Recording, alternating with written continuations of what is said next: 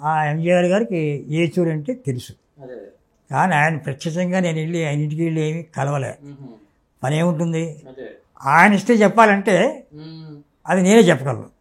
చెప్పండి. మరుదూరి గోపాల్ రామచంద్రన్ ఆయన పేరు, పూర్తి పేరు.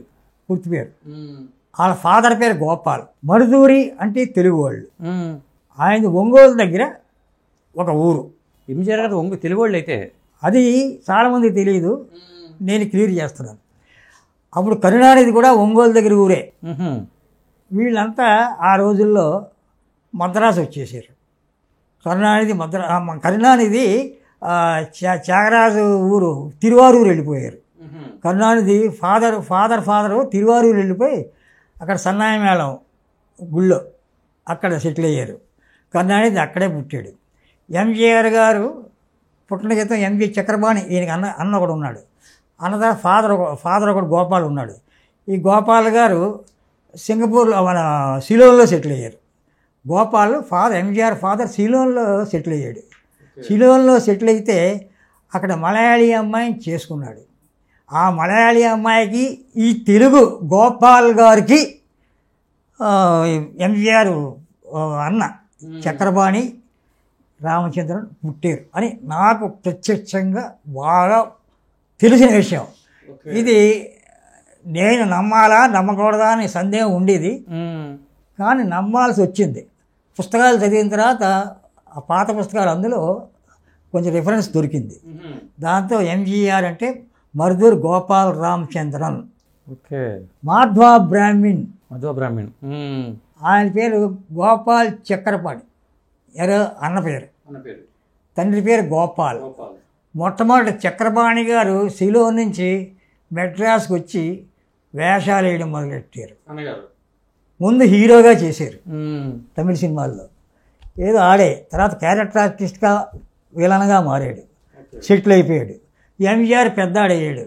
నేను వస్తానన్నాడు.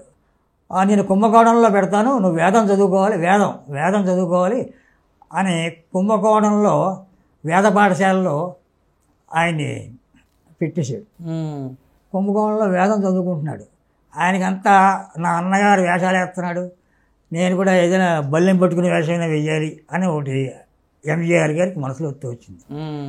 అక్కడ ఊరేగింపు పెడుతోంది.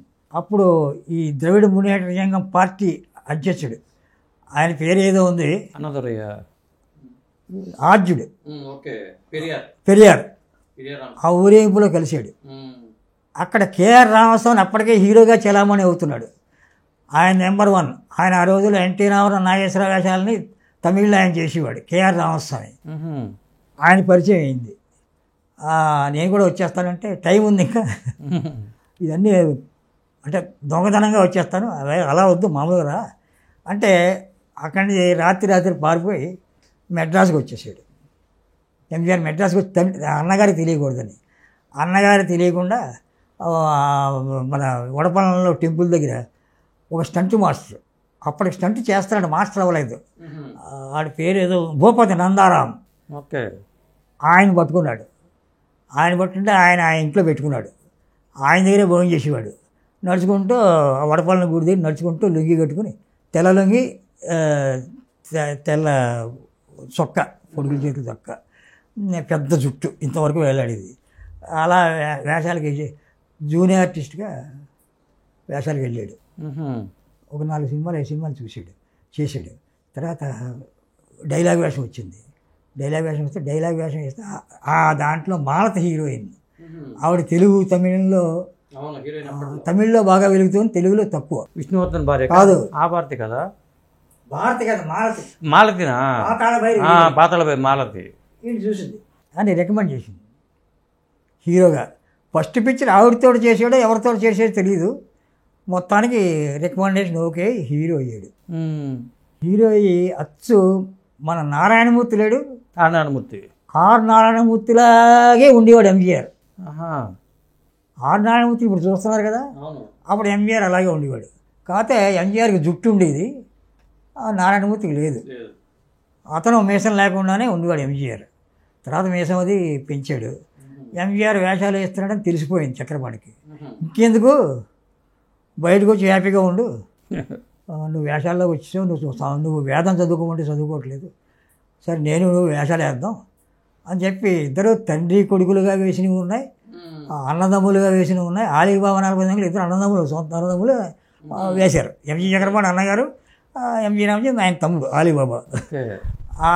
అన్నగారి పక్కన విద్యావతి సంజయ్ సిస్టర్, అది చెప్పాను కదా దీని దాకా, ఆవిడ యాక్ట్ చేసింది. ఎంజీఆర్ పక్కన భానుమతి.